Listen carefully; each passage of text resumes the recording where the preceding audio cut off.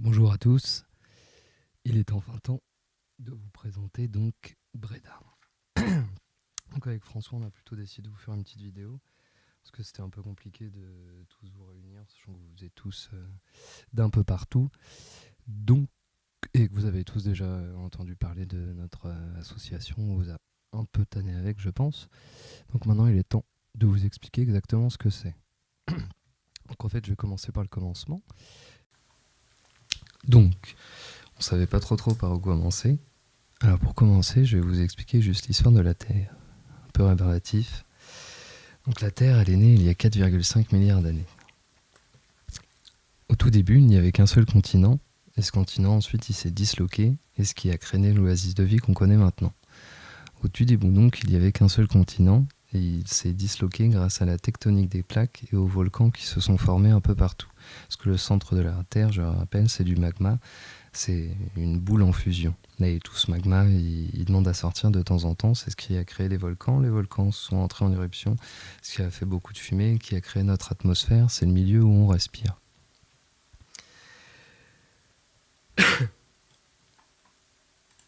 Ensuite, il y a eu l'apparition des océans. Donc justement, avec ces éruptions volcaniques, il y a eu des pluies très acides, mais qui ont créé les océans. Après 1 milliard d'années, après la création de la Terre, il y a eu la vie qui est apparue.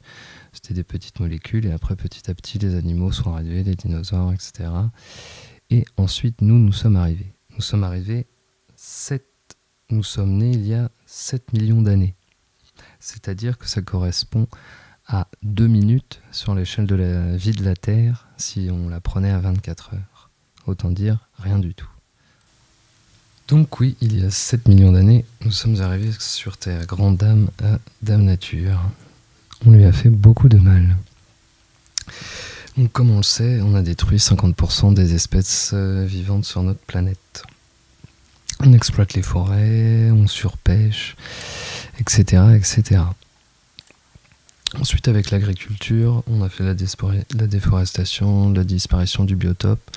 On a créé de la désertification à force de trop exploiter justement les terres et on les a rendues trop arides et sans nutriments, sans biotope. On a fait disparaître le biotope et sans ce biotope, justement, il y a la désertification parce qu'il n'y a plus rien qui pousse et ensuite on a pollué un peu à tire-larigot entre pollution au plastique, pollution au PCB, pollution au plomb, pollution à l'arsenic et j'en passe, il y en a plein.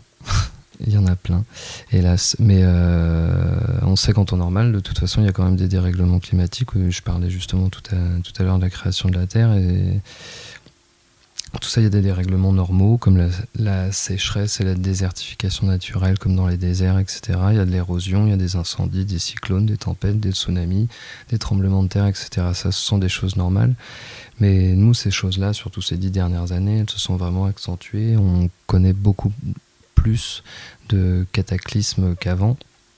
Et justement, nous, on en est fortement responsable dû à tous les déséquilibres que nous, êtres vivants humains, on a créé ces 50 dernières années. Surtout avec le pétrole, où on puise de plus en plus. Donc en fait, nous, on est arrivé et on a tout pollué. Et on récupère le pétrole en masse, alors qu'on sait très bien que c'est une ressource finie, mais on s'en sert grandement dans notre industrie, on s'en sert un peu partout, toujours et encore. En 2038, nous n'avons plus de poissons dans les mers, c'est-à-dire qu'on ne pourra plus nourrir tout le monde comme on le fait déjà pour le poisson. L'air n'a jamais été autant pollué que maintenant. Et il y a de plus en plus de gens malades. Les taux de cancer ne font qu'augmenter, les personnes stériles, les AVC et des choses comme ça. Juste pour petit rappel, le cancer chez les enfants augmente de 1,1% depuis 30 ans, ce qui fait que maintenant il est la première cause de mortalité chez l'enfant de moins de 14 ans dû aux perturbateurs endocriniens. Merci Monsanto au passage. Donc, avec toutes ces mauvaises choses qu'on vous dit, pour nous, il était important qu'on dise stop à tout ça, même du haut de nos 28 ans ou 29 ans. Et on pense que pour nous, on est arrivé à une époque charnière de l'humanité et qu'il est important important de se reposer des questions sur qu'est-ce qu'être un homme dans la vie qu'on mène maintenant et qu'est-ce que vivre ensemble.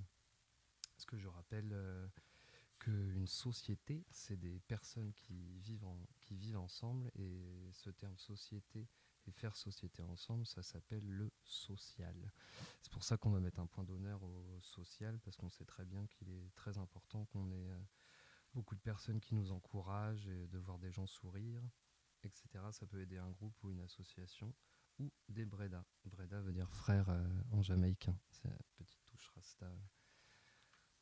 Liviti de l'association. Donc ensuite, pour parer à tout ça, on s'est dit qu'il fallait dire stop, donc on a regardé beaucoup de reportages, on a rencontré des gens, on a lu pas mal de livres, et on s'est rendu compte qu'il y avait des tas et des tas d'initiatives citoyennes, on appelle, qui naissent un peu partout dans le monde pour aider tout ça. Donc on a vu qu'il y avait à peu près 120 000 qui sont en transition un peu partout dans le monde, autant alimentaire qu'au niveau énergie. Il y a 800 incroyables comestibles qui sont implantés partout dans le monde. 800 incroyables comestibles, c'est une association qui s'occupe de reverdir les villes. Et on a 4000 monnaies indépendantes qui sont créées dans le monde. On a des pays qui sont 100% bio et un pays qui est 100% autonome en énergie. Donc on voit qu'avec toutes ces diversités, nous, on arrive à recueillir beaucoup d'informations. Et ce qu'on aimerait, c'est recueillir toutes ces informations, pouvoir les rassembler, les mettre bout à bout, et pouvoir nous lancer et recréer notre petite histoire, nous ici. Parce qu'on a vu qu'on le voyait un peu partout. On le voit par exemple à San Francisco, au niveau du tri des déchets, ils recyclent à 80% leurs déchets. En fait, si les habitants ne le font pas, ils ont une amende. Au tout début, il y a eu une pesée de leurs poubelles, ils en avaient qu'une, ils triaient pas du tout. Et à chaque fois qu'ils triaient, ils compostaient, etc., ils avaient des réductions d'impôts. On peut voir par exemple pour le Hilton, qui est un hôtel-restaurant. Ce Hilton a réduit sa facture de 150 000 euros par an juste en compostant, c'est-à-dire en mettant ses déchets alimentaires dans la poubelle à compost. Dans le nord, cette fois-ci, c'est en Suède. Ils ont fait des isolations de leur maison. En plus, ils ont une centrale dans la ville de biomasse et de géothermie. Tout ça, ça leur a permis de réduire la facture de 170 euros à 60 euros par mois pour un 100 mètres carrés. Ils se sont rendus compte aussi, quelque chose tout bête, plus tu mets de routes, plus tu as de voitures, et eux, plus ils mettent de pistes cyclables et plus ils ont de vélos. Là-bas, ils sont à presque 30% de personnes qui utilisent les vélos. On peut, par exemple, les appareils en veille en France utilisent 2 centrales nucléaires. Juste pour les appareils en veille, ta télé, ton micro-ondes toujours allumé, les choses comme ça. Un avatar de jeu vidéo, ta petite photo de profil par exemple aussi sur Facebook, consomme autant que 40 Éthiopiens. On a 80% de notre énergie qui est utilisée que dans les transports et dans la clim.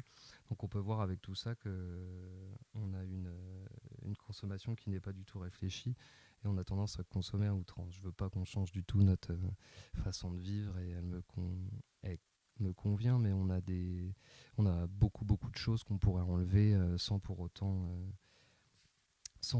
gâcher notre qualité de vie qu'on a maintenant. Donc pour tout ça, on a fait des petits projets.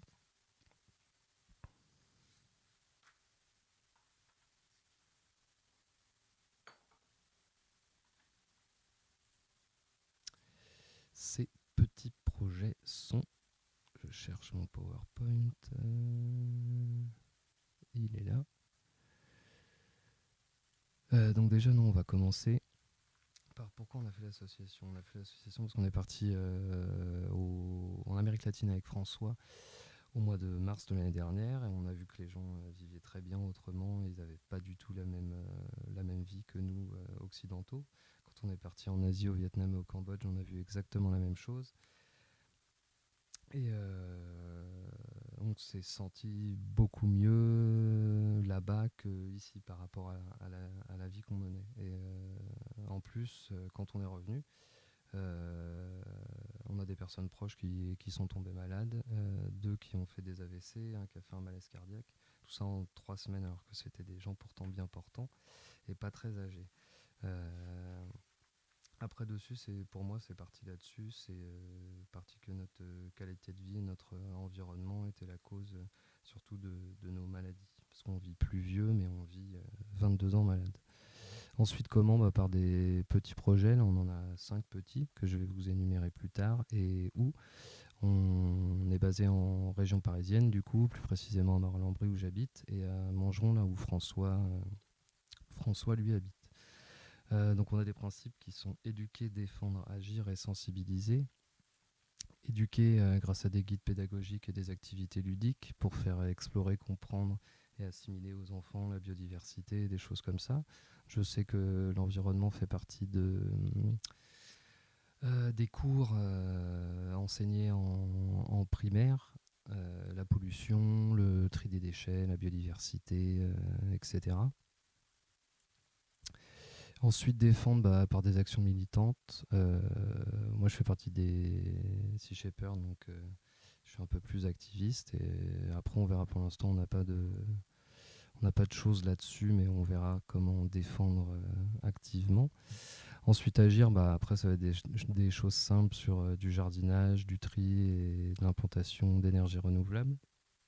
Ensuite, se sensibiliser par des cours ou des interventions auprès des jeunes dans les écoles. Surtout école primaire, on va essayer. Après collège, on verra comment ça se passe avec les jeunes.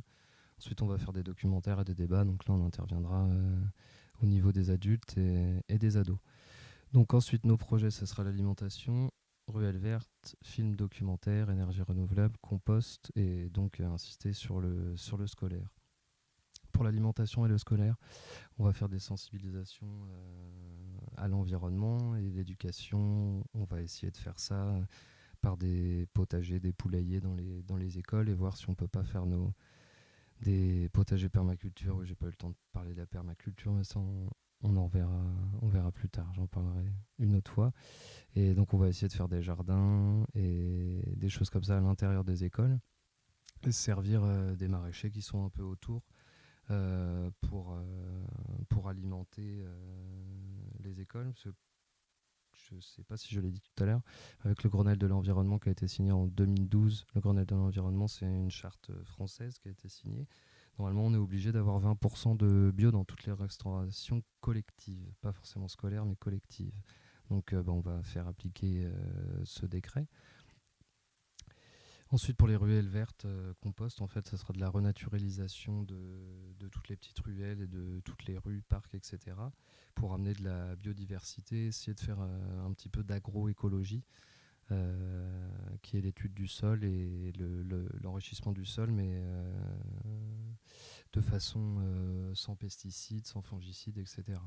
De plus, la renaturalisation des rues. À Montréal, ils ont fait des essais en 2015, des essais au niveau immobilier. En fait, les bâtiments ont plus 5% sur les rentes financières si ça a été reverdi. Donc, en plus, ça peut avoir un attrait intéressant. Enfin, ça fait un petit argument en plus. Ensuite, pour les films et les documentaires, donc ça sera Food Inc. par exemple, Blackfish, Nos enfants nous accuseront. How to Change the World, c'est un film sur Greenpeace. Ensuite, on a des trucs sur l'alimentaire. On a quoi d'autre? Des choses sur l'alimentaire, sur l'alimanier, sur les pollutions. Et on essaiera de passer un truc sur les animaux dans les zoos, les animaux dans les cirques, et des choses comme ça aussi sur la cruauté animale. Ça peut être sympa. Et le dernier poste, c'est les énergies renouvelables. Donc là, ce sera de la recherche et de la compréhension des énergies. C'est qu'on a pas mal de personnes qui sont ingénieurs dans nos amis, que ce soit en électronique ou autre, hein, dans n'importe quel domaine. Donc ce serait pour rechercher un peu comprendre le principe des énergies renouvelables, que ce soit l'éolien, le solaire, la biomasse, etc. Et pourquoi pas faire des petits essais. Moi, je suis en train d'essayer de faire une éolienne, je vais essayer de faire un panneau solaire, etc. Il y a peut-être déjà des gens d'entre vous qui l'ont déjà fait, donc après, si ces gens-là peuvent me contacter, ce serait bien. Donc ensuite, une fois qu'on aura compris ça et qu'on aura rencontré un peu tous les acteurs, Engie, etc., qui produisent de l'électricité, on essaiera de voir avec eux combien ça coûte, par exemple, pour mettre ça sur le toit de la mairie ou sur le toit de certaines entreprises. Donc après, qu'on aura cherché un peu et compris toutes les énergies renouvelables qui existent. On prendra comme base le toit de la mairie. Et après, les choses que je pourrais demander, par exemple, ça serait ce qu'on pourrait demander, ça serait que tout le monde se permette d'appeler ou d'envoyer des mails pour avoir des prix, etc. Mais je sais qu'ils demandent la taille de la toiture, l'inclinaison du toit et tout. Donc c'est pour ça qu'en amont, nous, on va chercher toutes leurs réponses à leurs questions par rapport à la toiture, et après on vous donnera un cahier des charges complet pour que vous puissiez démarcher les professionnels et après qu'on puisse les rencontrer. Ça, après les énergies renouvelables, je pense que ça sera pas pour tout de suite, mais le début, on va intervenir sur le scolaire. Donc voilà.